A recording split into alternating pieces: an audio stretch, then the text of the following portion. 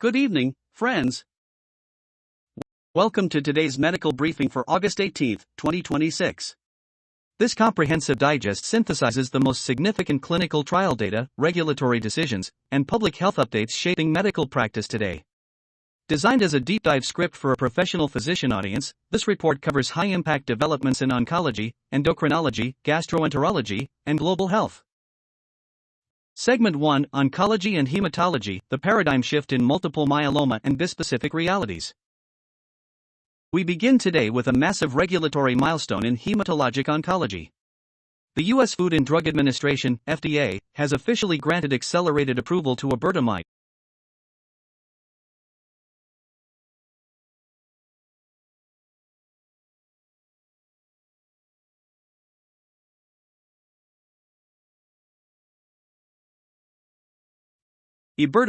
marketed as Zenbexis by Bristol Myers Squibb.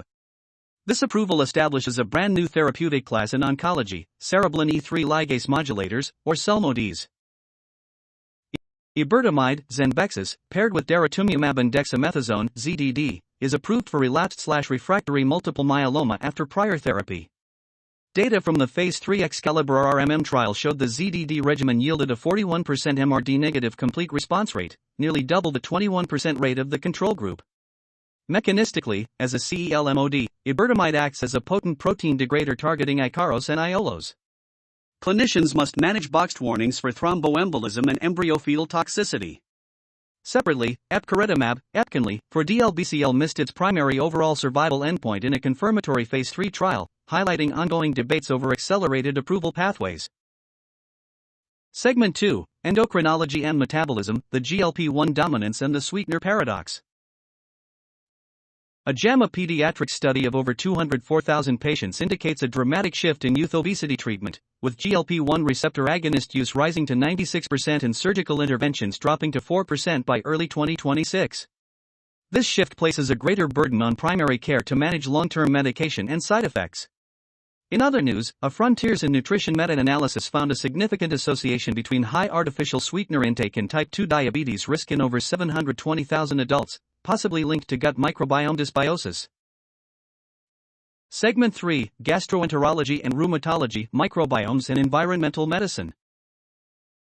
Research in Frontiers in Nutrition shows that low-fiber diets cause gut bacteria to degrade the protective intestinal mucus layer. High-fiber intake can counteract this process. In rheumatology, a study in Annals of the Rheumatic Diseases directly links fine particulate matter, PM2.5, exposure to increased RA flare-ups, with risks peaking 15 to 30 days post-exposure. Segment 4: Global Health and Public Health Infrastructure. Marking World Humanitarian Day, the WHO reported that over 10,400 attacks on healthcare facilities and personnel have been documented since late 2017. With 914 attacks already in 2026, healthcare access in conflict zones like Sudan is severely compromised. The WHO calls for increased protection for medical infrastructure to maintain essential services. Clinical respiratory updates for August 18, 2026. Highlighting critical trial disruptions in oncology, a landmark public health shift in mRNA vaccinology, and new real-world data tracking pediatric infection trends. This comprehensive brief delivers high-density, peer-reviewed developments structured for immediate dissemination to a physician audience. Oncology: AstraZeneca halts Phase 3 EVOLVE-Lung-02 trial. AstraZeneca has officially discontinued AstraZeneca's EVOLVE-Lung-02 Phase 3 trial, which evaluated the bispecific antibody volrustomig, targeting PD-1 and CTLA-4, in combination with chemotherapy. Clinical protocol: the trial investigated first-line treatment for patients with metastatic non-small cell lung cancer, MNSCLC, exhibiting a PD-L1 expression of less than 50%. The IDMC directive, an independent data monitoring committee, IDMC, recommended termination after a planned interim review concluded the combination was highly unlikely to meet its dual primary endpoints of progression-free survival, PFS, or overall survival, OS.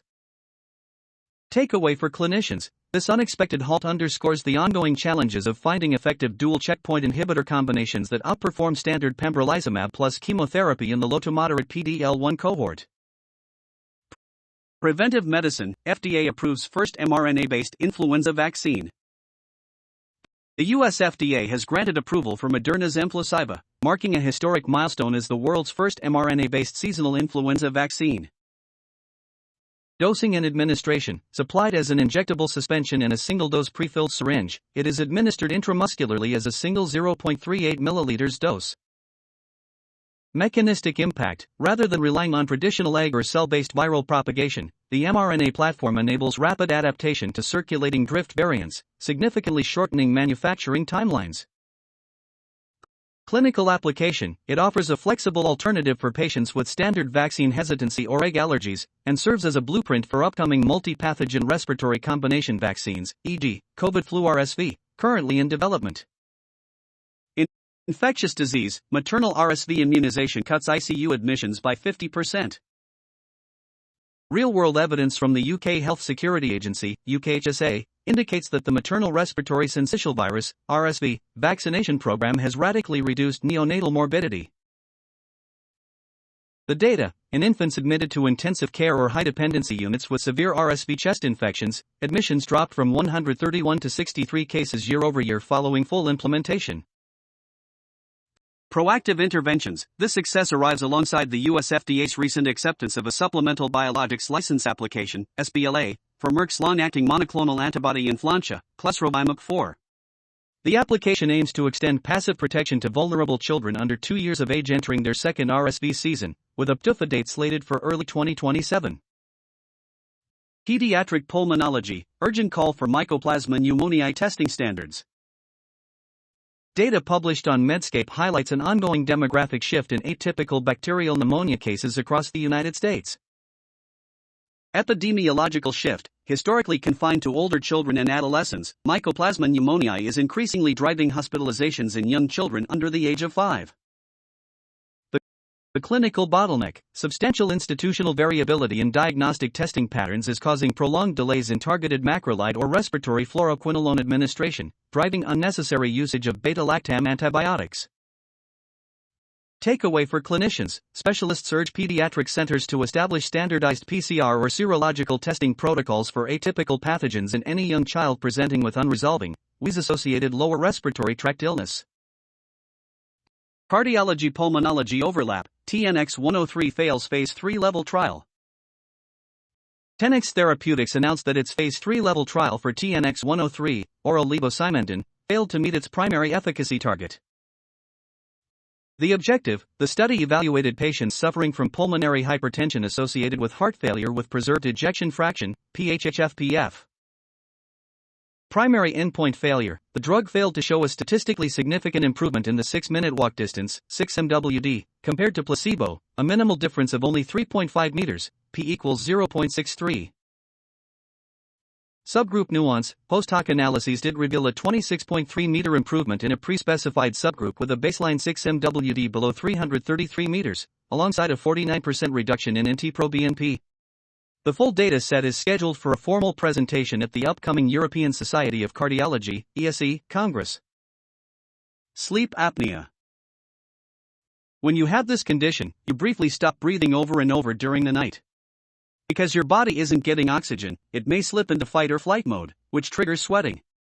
Each time it has to kickstart breathing means a burst of work from your muscles, too. WebMD. Sodium bicarbonate helps fight cancer.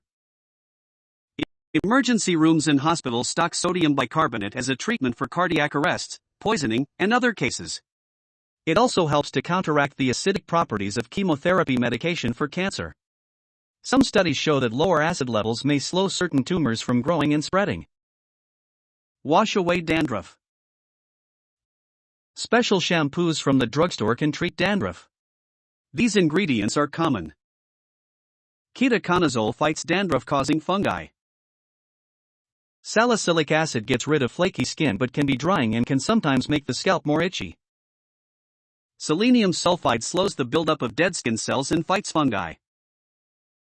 Tar slows dead skin buildup, but it may discolor blonde, gray, or color-treated hair. Zinc perithione attacks the fungus that may cause dandruff. WebMD. Outro and call to action. That concludes our clinical briefing for August 18, 2026. From the therapeutic dawn of CELMoD protein degraders in oncology to the changing tide of pediatric obesity treatments and the direct inflammatory impact of our environment, clinical medicine continues to evolve rapidly. Which of these updates will change your practice layout this season? Drop your thoughts on the Evolve trial or the mRNA flu rollout in the comments below. Don't forget to subscribe for more peer-reviewed clinical breakdowns. Thank you for your time, and keep up the vital work on the front lines of patient care. Drop your thoughts in the comments section below. Don't forget to like this video, share it with someone who cares about their health, and turn on notifications so you never miss an update. Be sure to subscribe to this channel. Stay healthy, and I will see you in the next video. Disclaimer: compiled information. This content is for educational purposes and is not a substitute for professional advice. The audience must verify the contents before use.